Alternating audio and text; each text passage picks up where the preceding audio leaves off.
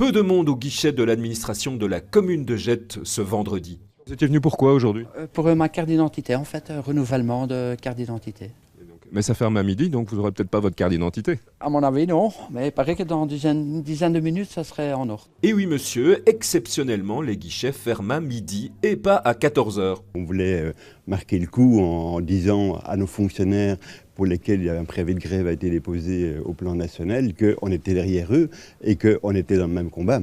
Et donc la meilleure façon de signifier qu'on était dans le même combat, c'était de leur accorder, je dis cet après-midi, non pas de congé, mais cet après-midi de libérer pour qu'ils puissent participer aux manifestations. Beaucoup de membres du personnel se mobilisent en cette journée de grève pour le climat, à l'image par exemple du secrétaire communal. On s'est rendu compte par exemple que quand on arrête de travailler pendant une demi-journée, eh bien on évite d'envoyer 30 000. Eh bien savez-vous que 30 000 envoyés correspondent apparemment à plusieurs milliers de kilomètres effectués par une voiture à essence sur un an.